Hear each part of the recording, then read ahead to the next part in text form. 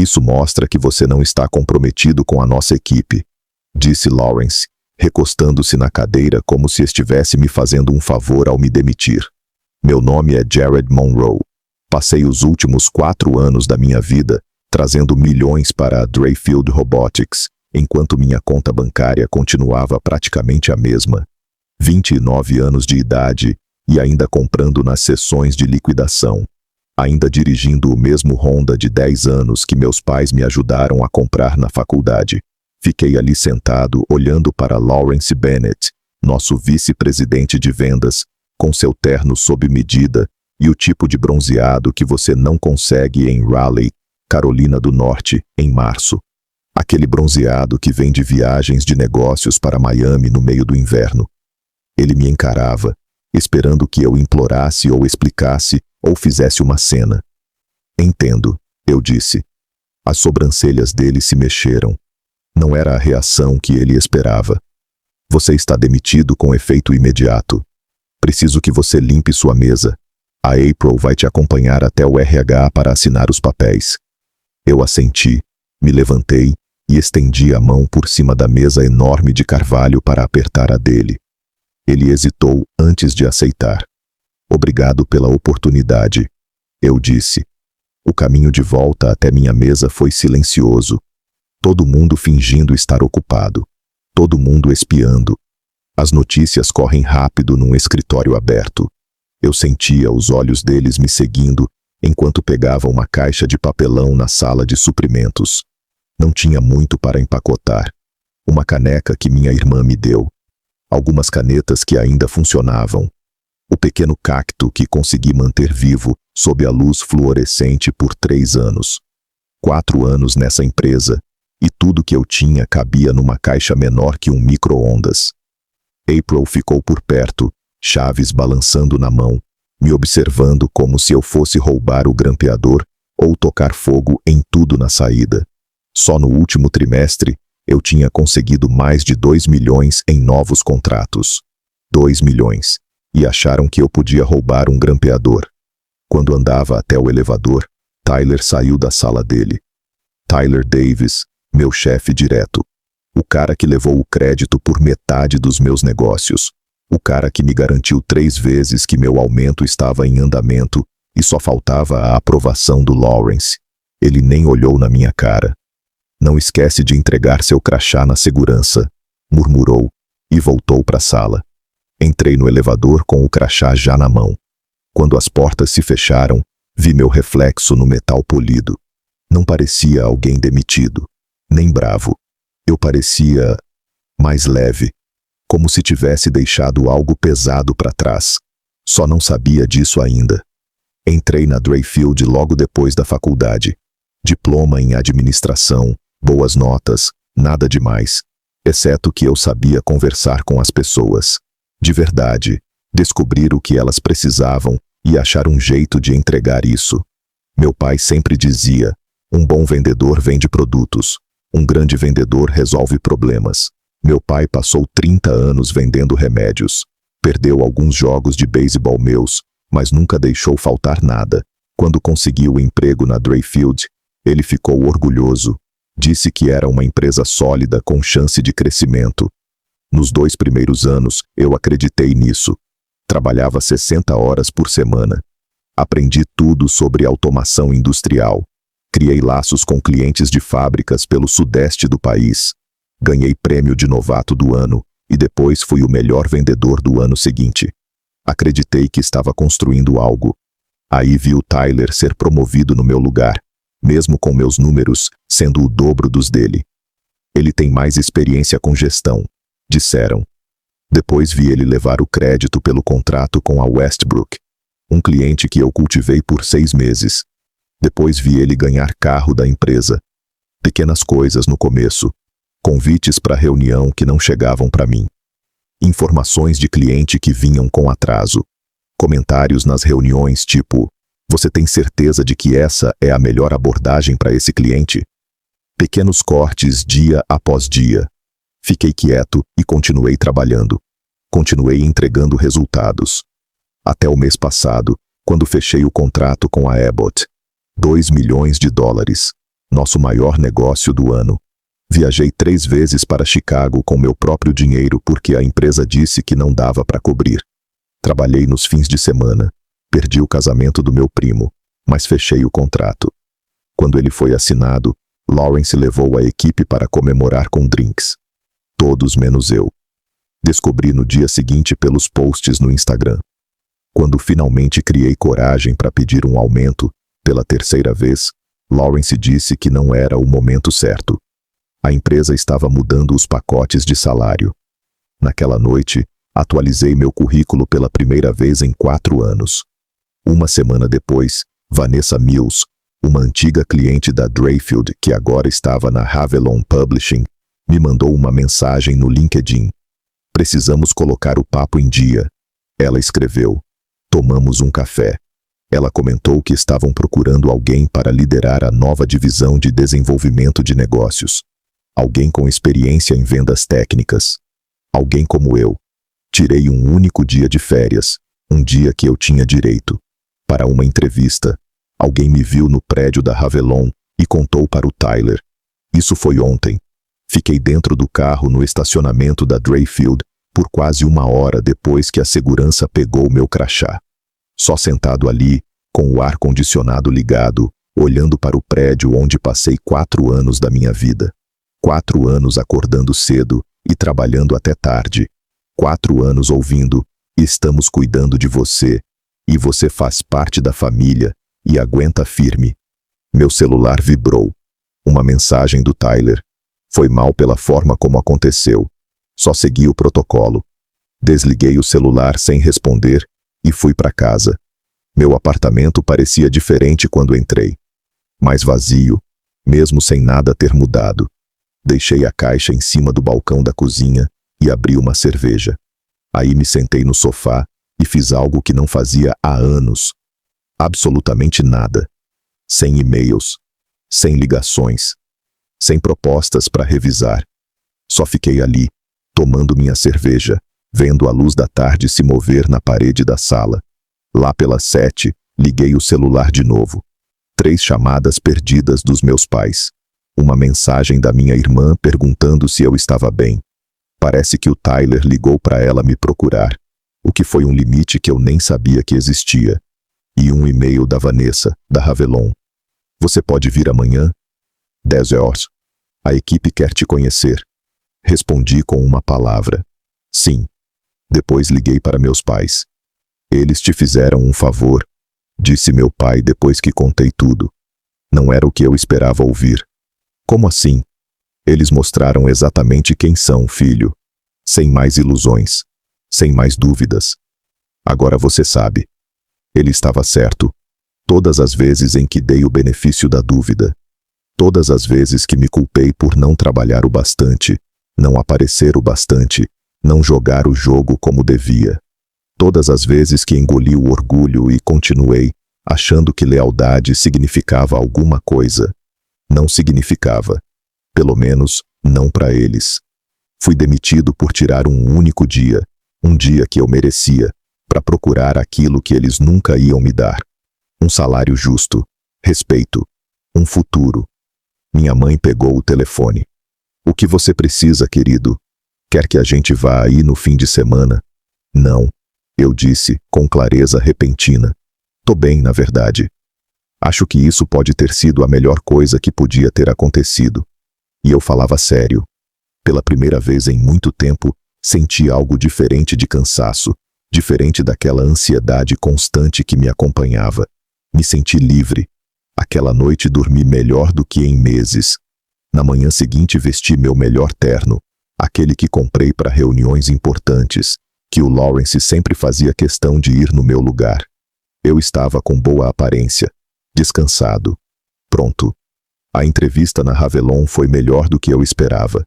Eles já tinham checado minhas referências, já tinham falado com 3 ex-clientes meus, inclusive a Abbott. Sabiam exatamente o meu valor. Me ofereceram o cargo na hora. Diretor regional de desenvolvimento de negócios. O dobro do salário da Dreyfield, mais comissão. Aceitei sem pensar 2 vezes. Quando pode começar? Vanessa perguntou. Sorri. imediatamente. Assinei o contrato com a Revlon na sexta à tarde. Comecei na segunda.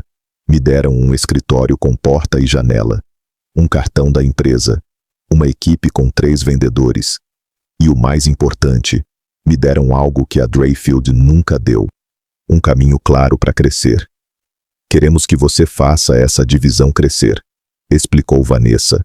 Comece do zero. A sua reputação com os clientes é o motivo de ter sido contratado. Nas 2 primeiras semanas, tudo foi perfeito. Aprendi os sistemas, conheci a equipe, comecei a montar uma estratégia. Até mandei convite no LinkedIn para os meus antigos colegas da Dreyfield. A maioria aceitou. Alguns mandaram mensagens de parabéns. Tyler e Lawrence não responderam. Não me importei. Estava ocupado demais, me sentindo finalmente no lugar certo. Aí chegou a carta de advertência. O Sr. Monroe está violando o acordo de não concorrência, dizia. Está ordenado a encerrar seu contrato com a Revlon imediatamente ou enfrentará medidas legais. Nunca assinei um acordo desses. Tinha certeza. Liguei para o jurídico da Revlon em pânico. Não se preocupe, disse o advogado. Me envie toda a papelada da sua admissão na Dreyfield. A gente cuida disso. Fui para casa naquela noite e vasculhei meus arquivos. Encontrei minha carta de oferta original, o contrato de trabalho, minha última avaliação de desempenho. Nada sobre não concorrência. Nada sobre restrições de emprego no futuro. No dia seguinte, os advogados da Dreyfield enviaram um documento com minha assinatura. Um acordo de não concorrência, datado de 3 anos atrás, logo depois do prêmio de novato do ano. Ele dizia que eu não podia trabalhar para concorrentes num raio de 100 milhas durante 1 ano após sair da Dreyfield. Mas eu não tinha assinado aquilo. A assinatura parecia minha, mas eu não me lembrava de ter visto esse papel. Você assinou algo numa avaliação de desempenho? Talvez algo que disseram ser só rotina? Perguntou o advogado. Pensei bem. 3 anos atrás, na minha primeira avaliação depois do prêmio, Lawrence me deu um monte de papéis. Só atualização padrão. Ele disse. Assina onde está marcado. E eu confiei nele. Eles estão dizendo que a Revlon é concorrente direta, continuou o advogado. O que é forçado, já que vocês vendem equipamentos de impressão e eles, automação industrial. Mas estão insistindo. Isso pode sair caro. Vou perder meu emprego? Perguntei, sentindo a velha ansiedade voltar ao estômago. Não se eu puder evitar. Mas se prepare. Eles podem tentar manchar sua reputação. Isso parece pessoal. E era pessoal. No dia seguinte, recebi um e-mail de um dos meus maiores ex-clientes da Dreyfield. Acabei de receber uma ligação estranha do seu ex-chefe. Dizia: ele sugeriu que você levou informações confidenciais dos clientes quando saiu. Queria saber se você me procurou. Respondi dizendo que você sempre agiu com integridade. O que está acontecendo? Encaminhei o e-mail para o nosso jurídico, com as mãos tremendo de raiva. Eles não estavam só tentando me impedir de trabalhar. Estavam tentando destruir minha reputação, a única coisa que me tornava valioso apesar dos esforços deles em me apagar. Naquela noite, meu telefone tocou. Era um número desconhecido. Jared, aqui é a Jessica da contabilidade da Dreyfield. A voz dela estava baixa, nervosa. Não devia estar te ligando, mas você sempre foi gentil comigo. Precisa saber de uma coisa.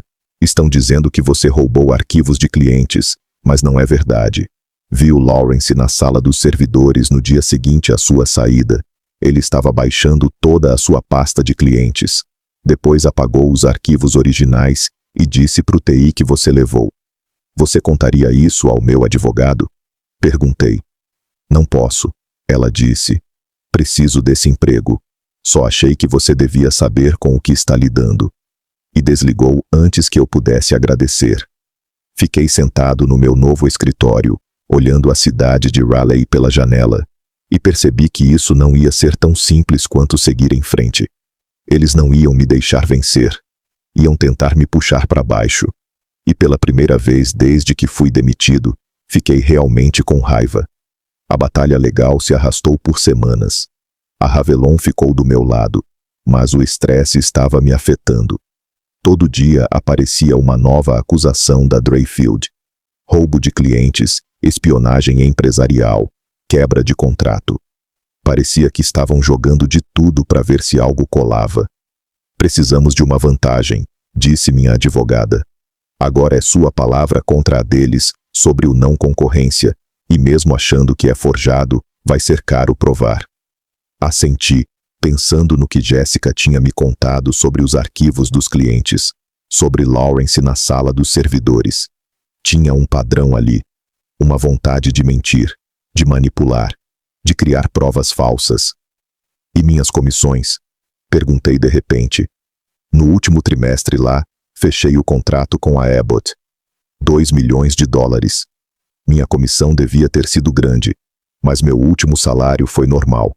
Sem bônus, sem comissão. A advogada anotou. Ótimo. Isso é algo concreto que podemos investigar. Naquela noite recebi uma mensagem do Tyler. Precisamos conversar. Não sobre o processo. É importante. Contra meu bom senso, aceitei encontrá-lo numa cafeteria entre nossos escritórios. Ele estava acabado. Olheiras profundas, camisa amassada. Nada do visual arrumado de sempre.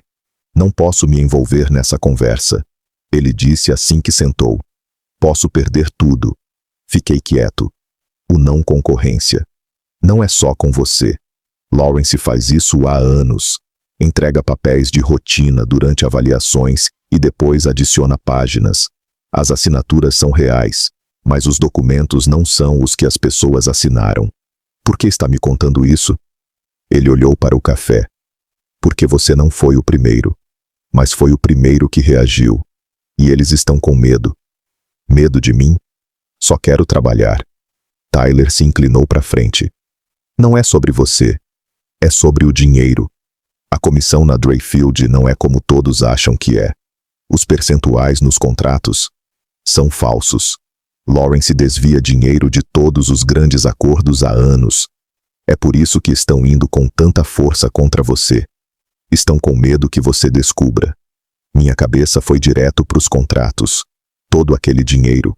As comissões que nunca batiam com meus cálculos.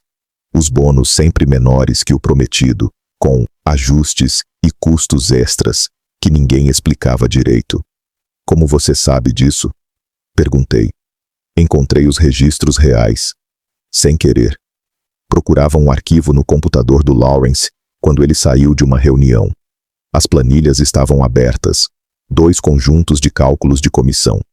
Os reais e os que eram pagos. A diferença ia para uma conta chamada Fundo de Desempenho Executivo. Você não disse nada?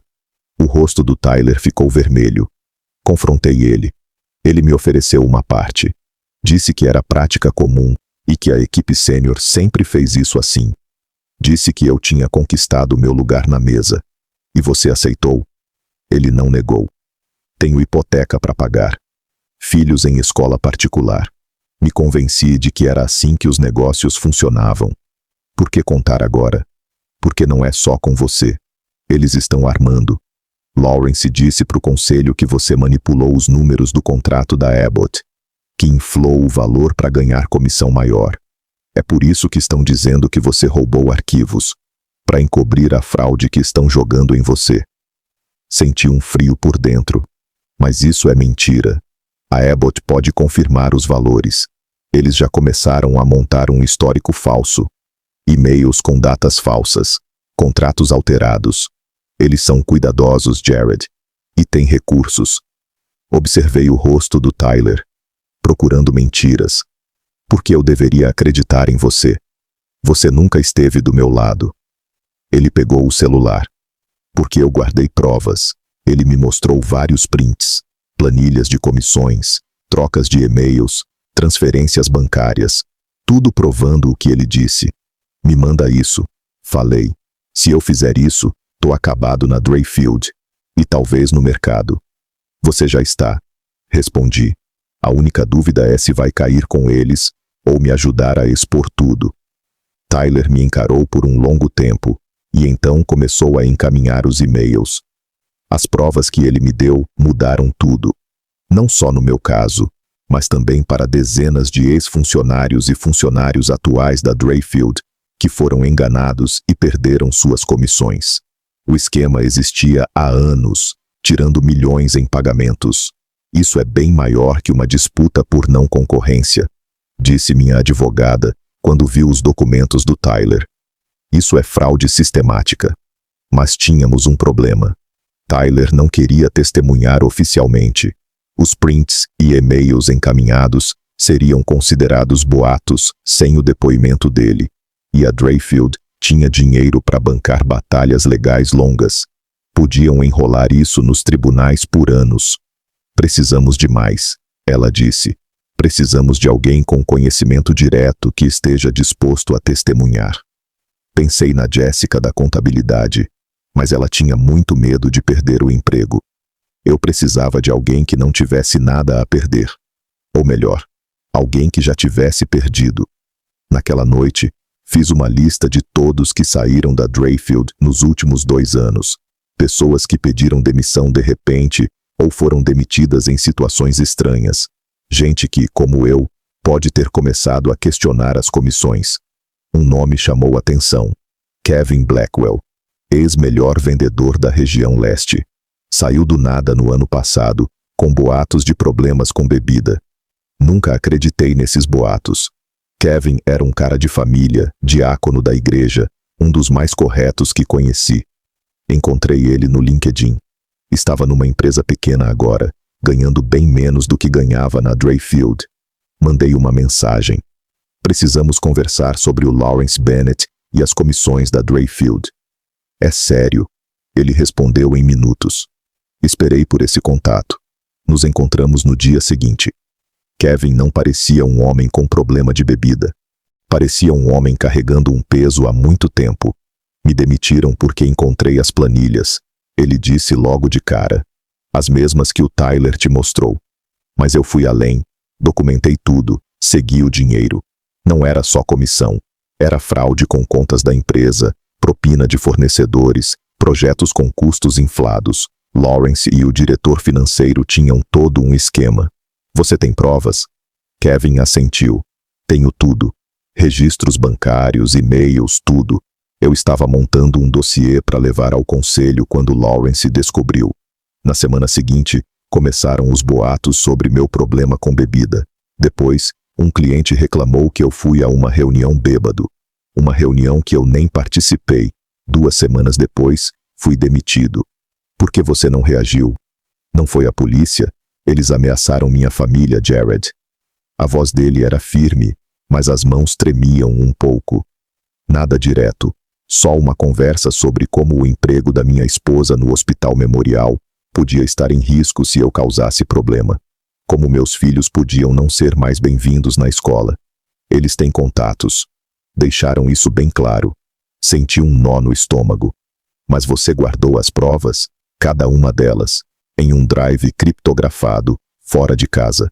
Estava esperando alguém perceber. Alguém que eles não pudessem ameaçar do mesmo jeito. Alguém como eu? Perguntei. Kevin assentiu. Você não tem família para ameaçar. Já foi demitido. E o mais importante, tem a Ravelon do seu lado. Eles também têm recursos. Passamos as próximas 3 horas analisando as provas do Kevin. Eram fortes, não só contra Lawrence e Tyler, mas contra metade da diretoria da Dreyfield. Eles estavam fraudando a própria equipe de vendas há pelo menos 5 anos, desviando milhões em comissões. Precisamos levar isso às autoridades, eu disse. Isso é crime. Estou pronto, respondeu Kevin. Mas temos que ser espertos. Essas pessoas não vão cair sem lutar. Naquela noite liguei para Vanessa e contei tudo. Isso pode ficar complicado, avisei. Vou entender se a Ravelon quiser se afastar.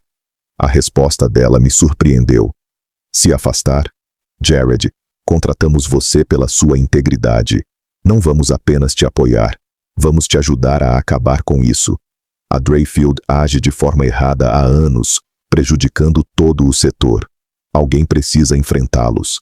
Pela primeira vez desde que tudo começou, senti que eu podia realmente vencer. O caso explodiu mais rápido do que qualquer um esperava. Com as provas do Kevin e os advogados da Revlon, não só entramos com uma contra-ação contra a Dreyfield, também levamos tudo à Comissão de Valores e ao Ministério Público. A investigação andou rápido. Os registros bancários foram exigidos por ordem judicial. Testemunhas foram ouvidas. Ex-funcionários apareceram contando histórias de manipulação e fraude. 3 semanas após nossa denúncia inicial, agentes federais entraram na sede da Dreyfield com mandados. Não estive lá para ver, mas Tyler me ligou naquela noite. Levaram tudo, ele disse com a voz vazia. Computadores, servidores, arquivos. Lawrence foi escoltado na frente de todo mundo, o CFO também. Fiquei em silêncio. Fui suspenso, estou sob investigação. Ele continuou. Estão dizendo que posso ser acusado criminalmente. Provavelmente será, eu disse. Mas sua colaboração vai ajudar. Uma semana depois, a Dreyfield desistiu do processo contra mim. 2 dias depois, as ações da empresa despencaram quando a notícia da investigação saiu na imprensa de negócios. Ex-funcionários começaram um processo coletivo por comissões não pagas. Clientes começaram a sair, sem querer ter o nome ligado ao escândalo. Durante tudo isso, mantive o foco e continuei construindo minha divisão na Revlon. Não dei entrevistas, não comemorei nas redes sociais, apenas trabalhei. Então, uma manhã, recebi um e-mail da conta pessoal do Lawrence. Precisamos conversar. Posso explicar tudo. Almoçamos. Encaminhei o e-mail para minha advogada sem responder. No dia seguinte, uma matéria saiu no Jornal de Negócios. CEO da Dreyfield Robotics e diretoria renunciam após acusações de fraude. A foto do Lawrence estava lá, ao lado de uma fala do presidente do conselho. Estamos colaborando totalmente com as autoridades e comprometidos a consertar a situação. Fechei a aba do navegador e voltei ao trabalho. Exatamente 3 meses depois de ter sido demitido, a justiça ordenou que a Dreyfield me pagasse $147 mil em comissões atrasadas, além de indenização. O cheque chegou por entrega expressa na semana seguinte. Não depositei logo. Deixei ele ali, em cima da minha mesa, olhando para ele. Não porque eu precisasse de validação, mas para lembrar do que custou chegar até aqui. A verdade. 1 ano depois, estava em pé na frente da equipe de vendas, apresentando os resultados do trimestre. Dobramos a receita da divisão, entramos em 2 novos mercados e construímos uma reputação de honestidade e transparência nas comissões que estava atraindo os melhores profissionais do setor, inclusive 3 ex-Dreyfield que fizeram parte do acordo coletivo. As notícias sobre a Dreyfield tinham sumido dos jornais. Lawrence e o CFO fizeram acordos com a justiça. Tyler escapou da prisão colaborando com os promotores, mas sua carreira em vendas acabou. A empresa foi comprada por um concorrente por uma fração do valor antigo. Raramente pensava neles agora. Depois da reunião, Vanessa me chamou de lado. O conselho aprovou sua promoção para vice-presidente. Começa no mês que vem. Agradeci. De verdade. Mas não fiquei surpreso. A gente construiu algo de verdade aqui. Algo que funciona. Naquela noite, fui jantar na casa dos meus pais. Eles se mudaram para Raleigh há 6 meses, em parte para ficar mais perto de mim. Em parte porque meu pai finalmente estava pronto para se aposentar. Ele acompanhou toda a história da Dreyfield de perto, às vezes mais preocupado com minha vitória do que eu. Tenho orgulho de você, filho, ele disse enquanto estávamos sentados na varanda depois do jantar. Não por ter vencido, mas por ter feito do jeito certo. Não deixou que eles te deixassem amargo. Não deixou que eles mudassem quem você é. Assenti, olhando o pôr do sol entre as árvores. Nunca foi sobre me vingar deles. Eu sei, ele disse. Foi sobre a verdade. Ficamos um tempo em silêncio, num silêncio bom. Então, ele disse sorrindo. Vice-presidente, hein? Isso quer dizer que agora você vai finalmente comprar um carro novo? Eu ri. Talvez, mas acho que vou ficar com o Honda por mais um tempo. Ele me lembra de algo importante. O quê? que o jeito mais rápido de subir não é cortando o caminho. É construindo algo que dure. Meu pai levantou o copo. Eu brindo a isso. E eu também.